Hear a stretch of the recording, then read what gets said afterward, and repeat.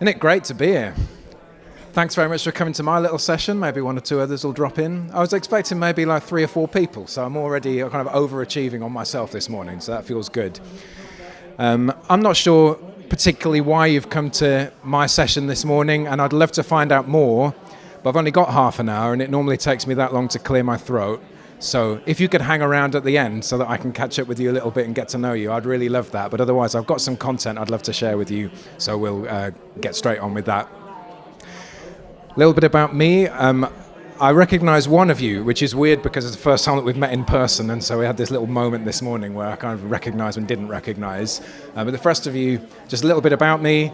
I work for Coach Hub, which is probably the world's biggest provider of coaching. We've got a global pool of more than 3,500 accredited coaches around the world, more than 60 countries. And so I work for them. I've been with them for a bit more than 6 months.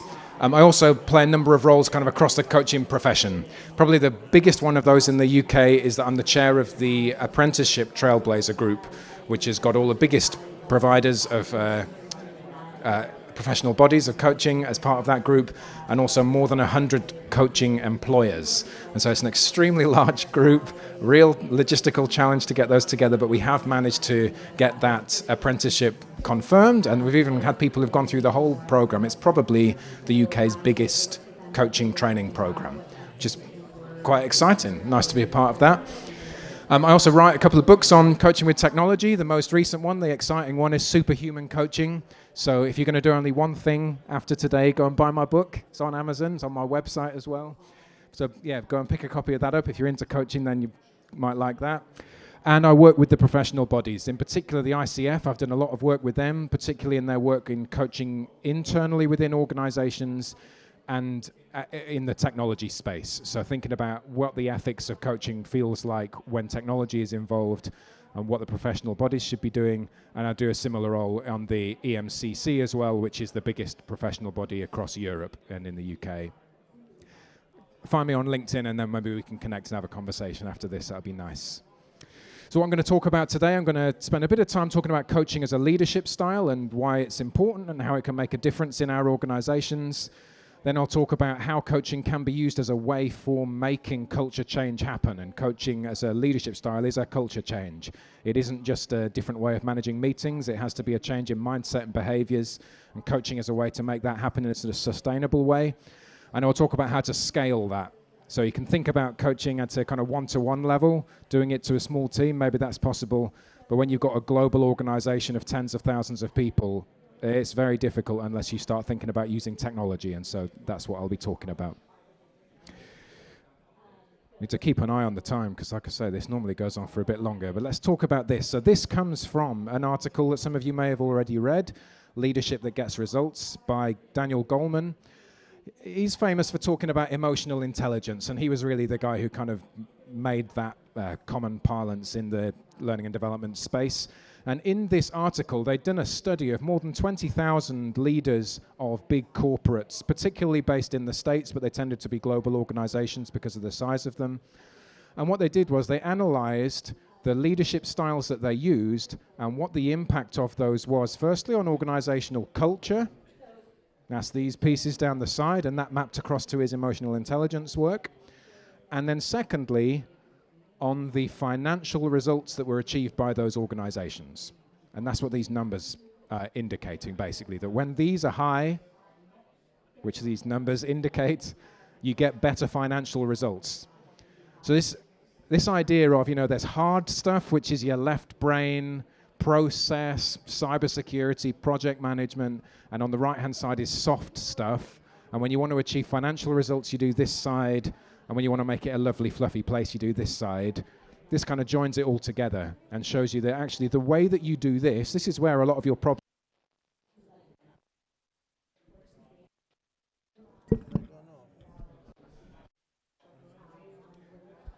I'll just shout. No, that's better. Okay. A lot of the problems are on this side, okay? So internal politics is a big challenge for a lot of people.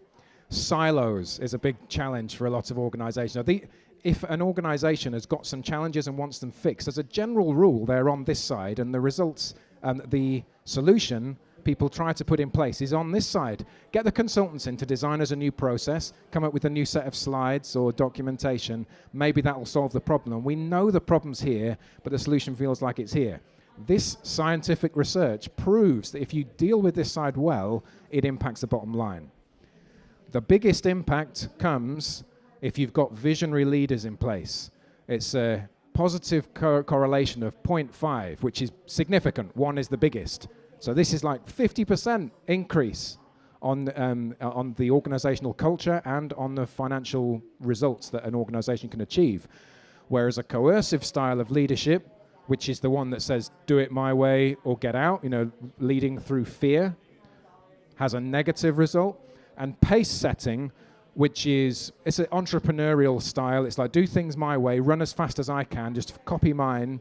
And if you're not good enough, then you're going to get judged as a result of that, and you're going to feel burnt out. And surprisingly, that one has a negative impact as well. So we kind of know this instinctively, but it's much easier to lead in this style than it is in this style.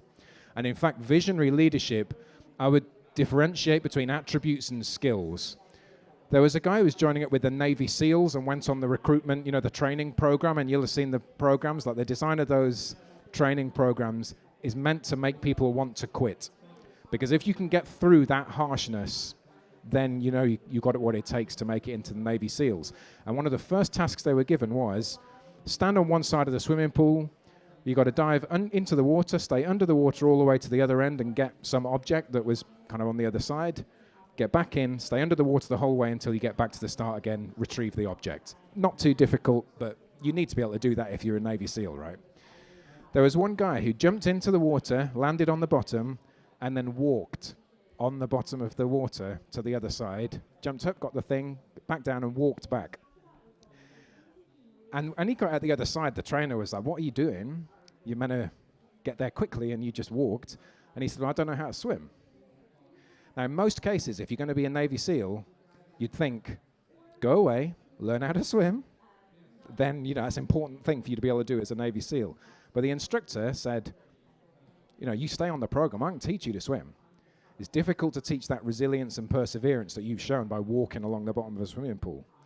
Because that's an attribute. Swimming is a skill. See the difference?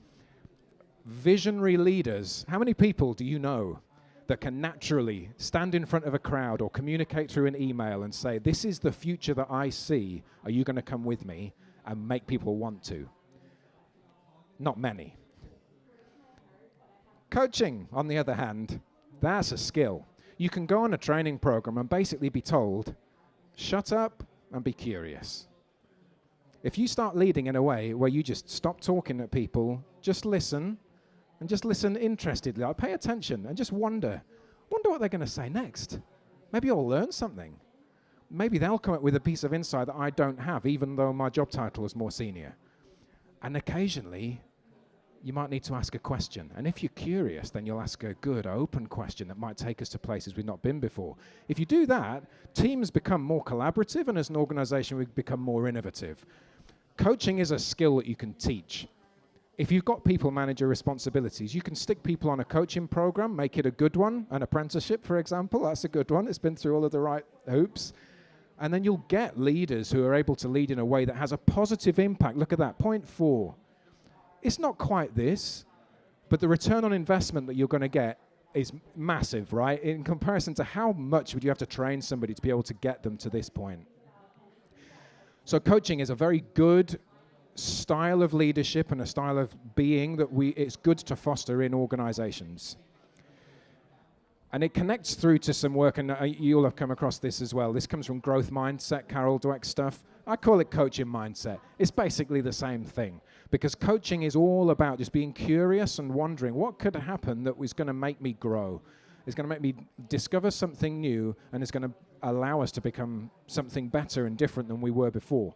I'm not going to go through all of the items on this list. You can take a photo of it, or if you connect with me, I'll send you the slide.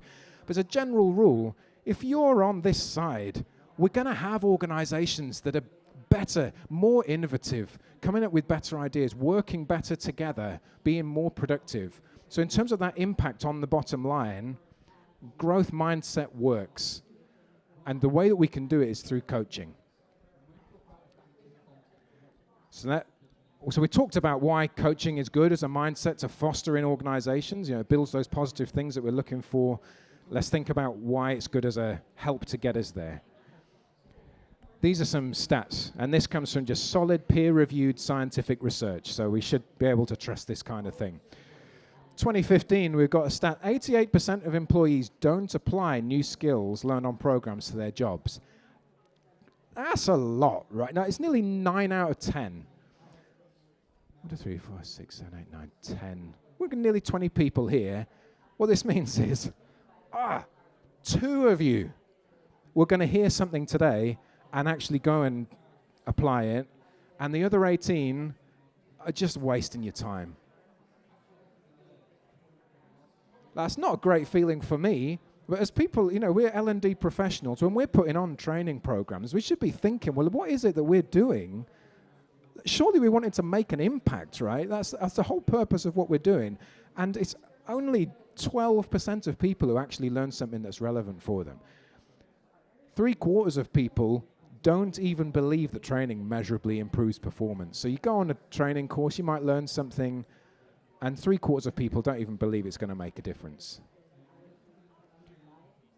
This one shouldn't surprise us. I think we probably know it, but look when the research was done. Maybe you can't see it, it's quite small. 1885. This stuff has been around for a very, very long time. This came out of, it doesn't matter, it's a long story and I haven't really got the time. 3/4 of the content is forgotten if you don't do it within a week. So if you learn something today and then you don't put it into practice until 10 days' time, too late. You may as well have not done it. You need to be implementing it within a couple of days.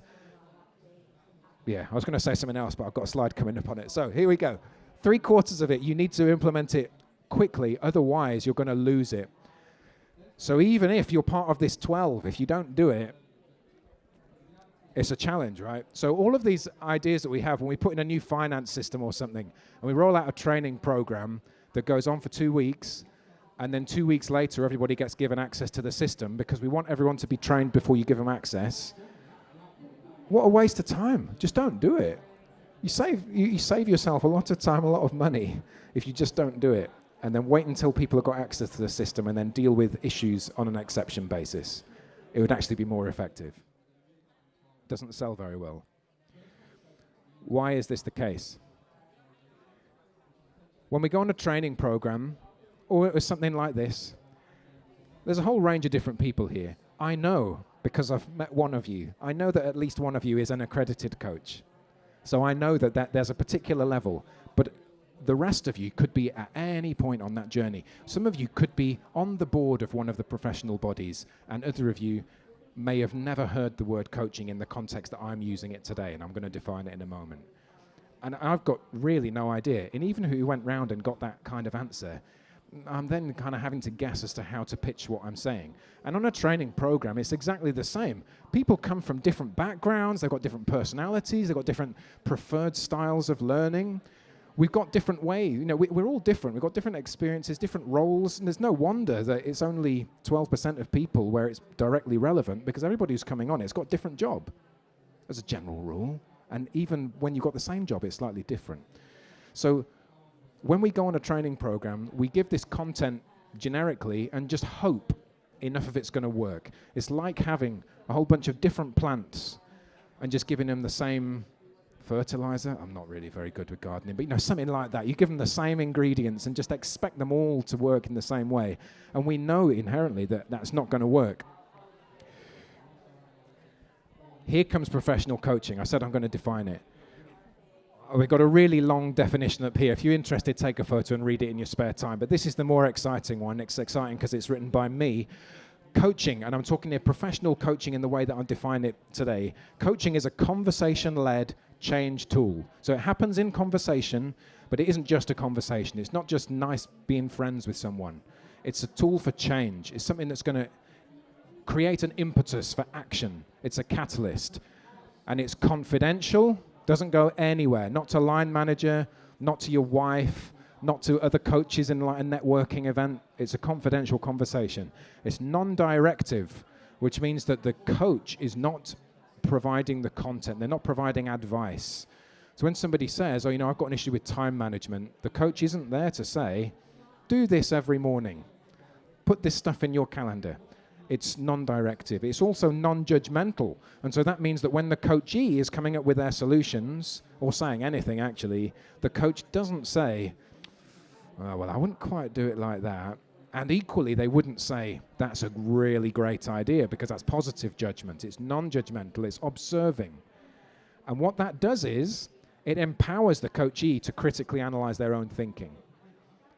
If you say, I've got a problem with time management, so what I'm going to do is I'm going to not check my email until 9 till 9:30 every morning. That's when I'm going to do my email. I'm going to switch it off for the rest of the day. If, as a coach, I say, great idea, then you think, coach told me that was a good idea. If the coach says, I wouldn't do that because you're going to miss emails in the afternoon, what do? Double down. Is that I've already decided this. I've thought it through. I'm not dumb. And so you end up thinking the same thing anyway. If you're non-judgmental about it, if the coach just sits there and goes, once a day, 9 till 9:30, what do you think about that? Suddenly you've got permission to question it. And other approaches don't take that. And it's also challenging. All of this stuff here is really supportive. It's lovely. Sit in a nice conversation, someone who's not going to judge me, not going to give me advice, never going to tell anyone what I'm talking about. This is great. What a lovely conversation to have. Stick in a serrated edge of the coach going, okay, what is it that you're assuming that makes you think that's true? Let's try and just unpick how you see the world. That's powerful. What it does is it increases your reflective practice. So we talked about how you go on a training program. If you don't implement the skill, you lose it. There's another option, though. What's the difference between gaining 100 hours experience doing something and gaining 50 hours experience on it, and then taking 50 hours to actively reflect on the stuff you've just been doing? As far as the brain's concerned, it's basically the same thing. I know you must have seen this research around that if you visualize something, as far as your brain is concerned, you've been there.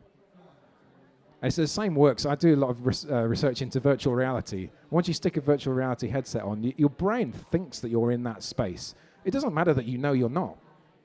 There's like an unconscious part of you that has stuck you there and just thinks, hey, must have traveled to China. It's just the way that it works. And in coaching, this is what we're doing. We can take a skill or some kind of even an attribute. They can be developed. It's just a lot more effort.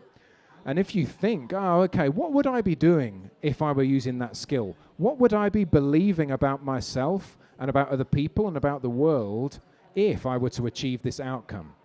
If you're actively reflecting on that, suddenly you get levels of insight and you're able to develop those skills much more effectively than just sitting and watching a webinar, even if the content's the same. This is some research that CoachHub has come up with based on data that we've received over the last couple of years. 81% of participants in coaching agree that they've gained competencies useful for their profession. That's like the opposite, right? When you've got a training program, then you learn some good skills, but most of them are not relevant.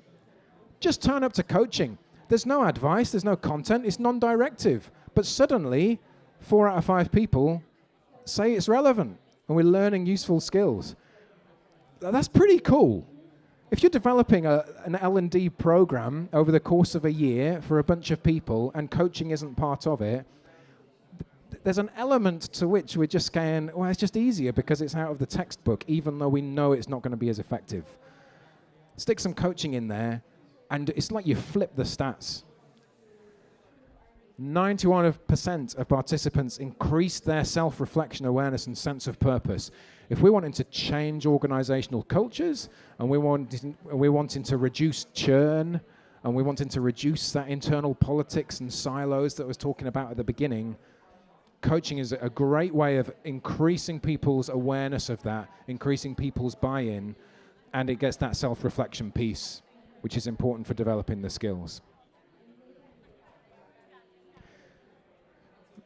The challenge when it comes to coaching is that up until very recently, certainly 2019, the only way you could get a coach is basically you know somebody who knows one. That's basically the way it worked. I mean, it still works like that to a certain extent, that some senior person had a coach and really enjoyed them. And so when somebody in their team, they can see potential in, and they just need a little bit of support and they're not going to be able to give it themselves, they think, do you know what, I'll put you in touch with my coach. Made a real big difference to me, might make a big difference to you. That's how it worked certainly in the 90s, kind of into the 2000s. Then L&D departments started to pick up coaching as a concept and thought, oh, okay, I can manage that. And so what we can do is we can build a little pool of coaches. So I meet you, and I meet you, and I meet you, and we do some case study work, and we do some interviews, and we develop a trusted pool. And so long as you come to L&D at the right time, coaching's still going on like some shadow where L&D aren't involved. That's too big a problem, too difficult to deal with. But the rest of you, if you come to me, you'll come and you'll meet a coach that I've already vetted, part of our trusted pool, off you go. When you're trying to introduce coaching to tens of thousands of people, which is what we're wanting to do here, we're trying to shift organizational culture, that is not a scalable solution. Because it tends to be one person. It's one person who's quite opinionated and knows about good professional coaching, and so has quite a high bar of entry for their coaches. All of that is great. We want to maintain that, but how do you do that in a way that works across different time zones, against different languages? It's a big challenge. The only real option is to go with a provider. This is kind of the sales bit, but don't worry, I'm more in the profession rather than I am as a salesperson. I'm not very good at it, to be honest, so just stick with me. You need to go with a provider that's big enough to be able to offer you the coaches and can guarantee you a level of quality that's good enough. If you're able to do that, coaching at an organizational level offers you benefits across 3 arenas. I'm not going to read out every single bullet. Like I say, if you connect with me, I can send you this slide, I don't mind. It benefits the individual, and that feels pretty obvious. If you turn up to one-to-one coaching, then you're kind of setting that, and so you're going to benefit from it, and you're going to be more effective in the workplace. It also benefits the team, particularly if you're delivering coaching to team leaders or to influential people within that team, preferably to all of them. What's going to happen is that team's going to start to become more reflective, and they might start to build that into the way that they interact with each other as well. And the teams will suddenly become more effective in the way that they're operating and in their outputs, and it benefits the organization as a whole. Changes the organizational culture, particularly if you're doing it at a leadership level and then down into middle management, if possible, to everyone. At Coach Hub, everybody's got access to a coach. It's kind of part of the benefits package. And it helps the organization as a whole, because if I'm coming and doing something like this, I can chat it through with my coach and I can think about how well I've done. How well do you think I'm doing? All right, plus? Oh, okay, good. There you go, positive feedback. It's too judgmental, I feel too good now. The other benefit of when you're adding technology into the mix is that you're able to get insights while maintaining confidentiality. That's extremely difficult to do when you're doing that at a kind of individual coach-to-coach level. Some of the solutions that organizations have put in place for this, and there's some research done by Hawkins and Turner a few years ago that looked into this, they would have called it harvesting the learning, is they would take the coaches and they'd put them into coaching supervision groups that the organization would provide, and then the supervisors would ask for kind of what themes are coming up in the coaching conversations you're having with this organization, and then we can kind of collate those, and it gives you a level of protection against the individual conversations. It's good. It's also a little bit judgmental on the part of the coaches. You're kind of trusting that their insights are accurate. Whereas if what you can do is look into the data around the coaching conversations themselves, so you're not trusting on any level of judgment, it's just observation, this is what's happening, suddenly you get a level of insight into organizational culture and into the challenges that people are facing that you can't really get any other way. And if you're looking to get insights like you would through an employee experience survey, some kind of pulse engagement survey, and if you're trying to comply with the FTSE 350 corporate governance rules, it states explicitly you can't just use engagement surveys. It gives you a snapshot. If there's been a bad announcement and then out comes the pulse survey, it's just going to show you that the organization's in a bad mood. It's not that helpful. And so people change it by saying, oh, we'll do it once a month. It just gives you that same problem multiple times. If you can do coaching conversations, let's see what those numbers are. I can't really see them. Okay, this is say we've got 72 coachees. This is a screenshot from one of our dashboards. If you've got 72 coachees all receiving coaching simultaneously, and you're able to say nearly half of them are all having to work on their communication, this isn't because they've reported it, it's because they've selected their focus areas in advance, and then after their sessions, then they're going to start looking at some of the content that's on the platform, and it's going to be tagged with these same categories. We've got, how many have we got? 3 times 5, 15, something like that.